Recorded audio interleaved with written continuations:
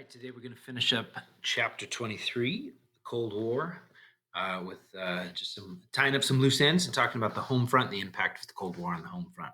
Before we get to that, though, let's do just kind of a quick recap of the first half of this chapter and the first half of this lecture, which is the origins of the Cold War. So this week, you're reading chapter 23, starts with the origins of the Cold War. The question that you're dealing with, we're going to get to in just a second on your discussion board this week is who's responsible for causing the Cold War? Whose fault is it that we ended up with this big Cold War? So let's just do a really quick timeline recap of the origins of the Cold War that we talked about earlier this week. So, end of World War II, from the Yalta Conference to the Potsdam Conference, there's conversations about how post-war Europe is going to look and how power and influence is going to be divided. At Potsdam, finally, Germany it's agreed among the Allies that Germany is going to be partitioned and divided among the Allies.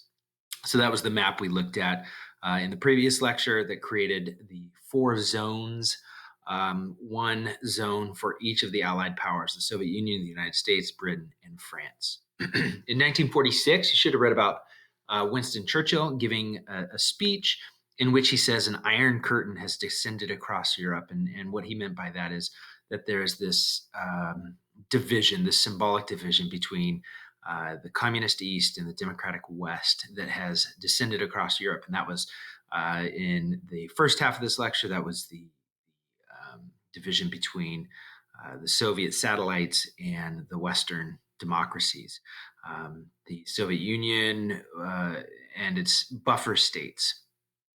So there was that Iron Curtain speech. And so what we're seeing is a ratcheting up of rhetoric.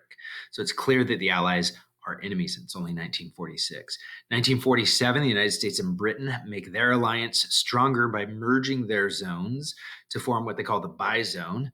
And this freaks the Soviets out, right? So this is seen by the Soviets as an act of aggression, solidarity among the Western democracies. France is going to add to the tension by adding their zone into what would become Western Germany by 1948.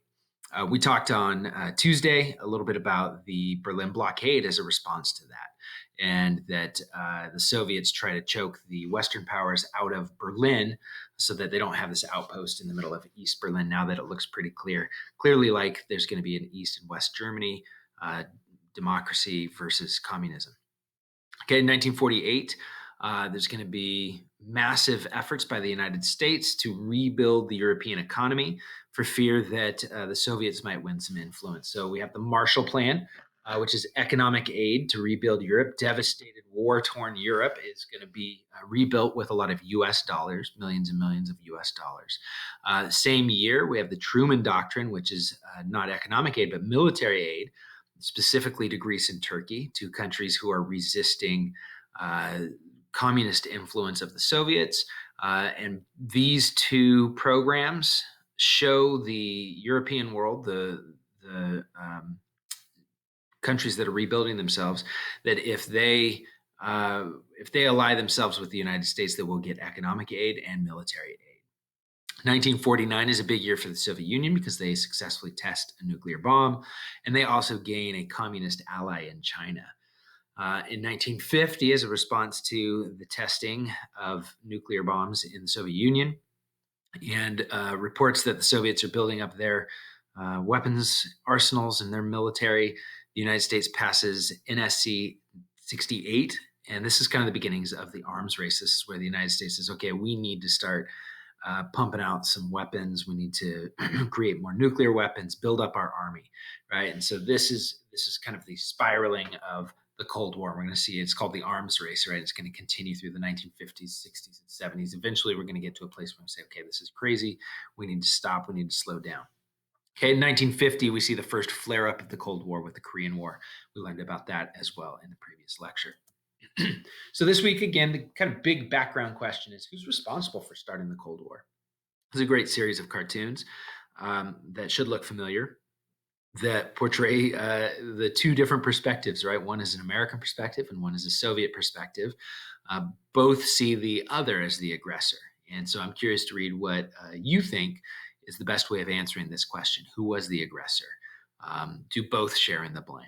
Okay, so you have some time left if you're watching this before Thursday night. You have some time left to respond, but make your response in the forum and use those documents to support your response, to provide evidence that would support your response. All right, so really what we're going to focus on in these last few pages of the chapter is the Cold War at home. So our president now is Harry S. Truman. FDR dies right before the end of World War II, and Harry S. Truman takes over. And as the war ends, his first priority at home economically is to transition the United States economy from a wartime economy to peacetime economy. So how do we go from producing all of these military needs and supplies to producing our consumer goods and providing services? So he thinks that the government needs to get really involved in that and proposes what he calls a fair deal. Now, a lot of this doesn't get passed, but it's going to set the scene for a conversation that we're still having to this day. So he proposes a minimum wage, increased veterans benefits, money for small businesses, more aid to farmers. Farmers are already getting some aid. He proposes more, a full employment guarantee that you ought to be able to have a full-time employment job, right? Trying to use the government to drive down unemployment numbers, and surprise, surprise, health insurance for all. So we're going to hear a lot more about that for the rest of the 20th century and obviously into the 21st century.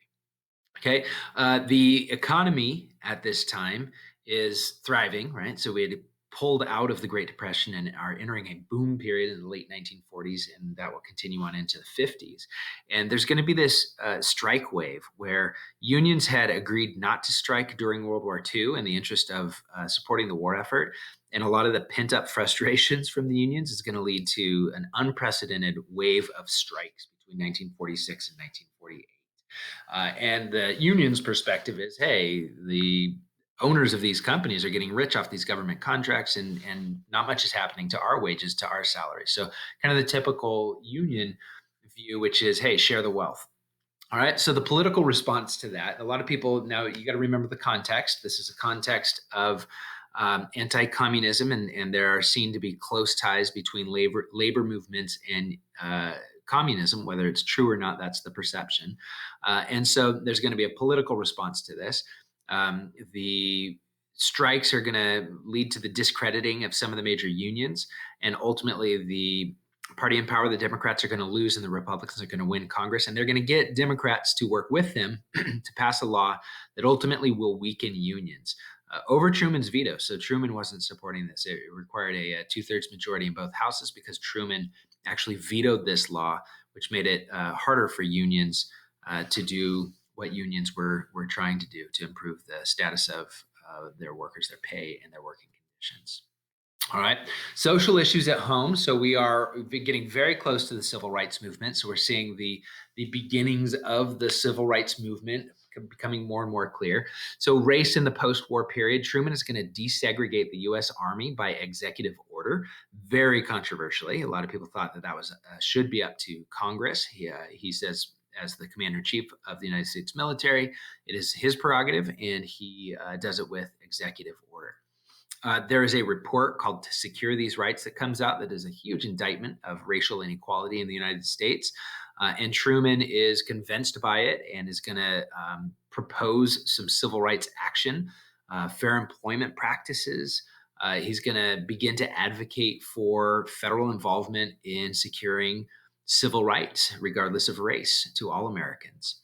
Major development in Major League Baseball with the breaking of the color barrier, and Jackie Robinson is happening at this time. And so all of this movement on civil rights and race elicits a political response. The Democrats become divided in 1948. And this is one of the reasons the Republicans win in large numbers as well. And at the nominating convention, as Truman's trying to win the nomination for his party's nomination for the presidency, the presidential election in 1948, we're going to see that a significant number of Democrats are going to walk out of that convention, and they're going to form their own party called the Dixiecrats. And these are going to be the Southern Democrats that are opposed to the civil rights movement. So the Dixiecrats are a relatively small third party. They're going to nominate a senator from South Carolina, Strom Thurmond, who will famously in the 1960s, as the civil rights movement is moving forward, and there's civil rights legislation that's going to be popular and eventually passed, he's going to try to filibuster it. He'll still to this day, I believe, holds the record for the longest filibuster trying to prevent civil rights legislation from coming into place. So this was that Southern pro-segregationist segment of the Democratic Party that is going to divide the party in 1948. Ultimately, they don't really come to power, but they're going to be a significant chunk of the Democratic coalition. The anti-communist crusade. Okay, and this is going to be the last thing we'll talk about today. That there's going to be a big anti-communist push in the United States. We're going to see a second Red Scare in the 1940s and 1950s. Remember, we saw one in the 1920s, and some of the most notable highlights of the Red Scare. One is a senator named Joseph McCarthy, and we see the rise of what we call McCarthyism, which is making relatively wild accusations with no evidence, or very little, scant evidence, that there was communist threats and communist plots, Soviet-inspired communist threats and plots to overthrow the United States government. McCarthy will, have these blustering press conferences where he's, waving papers in the air and pointing to maps and trying to frighten the American public, and he really makes a name for himself. Unfortunately for him, it doesn't end well. Ultimately, he gets discredited. He dies at a relatively young age and is censured by the United States Senate. Basically, loses all his power and influence in the United States Senate once people kind of snap out of it and realize, wait, this guy's ruining people's lives with no evidence. All right. So at the same time, we have the House Un-American Activities Committee, which is investigating suspected communists in the United States. They focus on a lot of Hollywood actors. There's going to be directors, producers that are known to be associated with the American Communist Party. And this is where there's, they're conflating some issues here. So there's certainly there are people in the United States who have communist sympathies and would work through or would propose to work through the political process to form an American Communist Party and try to rise to power democratically. And then there was the fear or the threat of Soviet infiltration of U.S. politics and U.S. government. And so the two weren't the same thing, but they were conflated. And so there was this real fear that the government had been infiltrated, and that kind of bleeds over to those in America who are sympathetic to the communist causes around the world. And so in the Hollywood 10, this can be studios, producers, actors, people are going to be ruined by these accusations. There's going to be two really famous and controversial spy trials. The Rosenbergs there on the bottom right are going to be accused of espionage and of passing secrets to the Soviets. Ethel Rosenberg's brother will testify against them and say that he had done the same thing. He gets 10 years in prison. They get executed. So the country is in turmoil over the handling of the Rosenberg trial. There's a lot of division. Ultimately, by the time they're executed, Dwight D. Eisenhower is president, and he says, "Hey, look, justice was done. They got a trial. There was evidence. They were convicted, and they were accused of passing nuclear secrets to the Soviets." And the way Eisenhower saw it, they could be responsible for the deaths of millions of people if that was the case, and they were giving the Soviets that kind of technology. Alger Hiss there on the left worked in the State Department. So here's claims that there are known communists working in the United States State Department, working to undermine American democracy. And so both of these trials, both of these individual accusations are going to lead to a lot of controversy about, number one, is there really a communist plot? Well, it turns out that there's not really like this organized communist plot to overthrow America being orchestrated by the Soviet Union, at least in the way that it's being portrayed by McCarthy. And the country is divided on this approach, right? And then ultimately today we would kind of reflect on this and we say, yeah, this is not the way we want to go about dealing with political adversaries. Um, we want evidence. We want to deal with it in a way that is uh, consistent with our values of justice. So that's kind of where we're ending today with America and the Cold War, the home front, the impact on the home front. So kind of keep all of that stuff in mind. Review all of these things. You have a quiz to take by Friday night, so make sure that you have done a good reading of the textbook. And looked at all the things that I've posted in terms of the lectures or attended the lectures. And good luck and have a great weekend.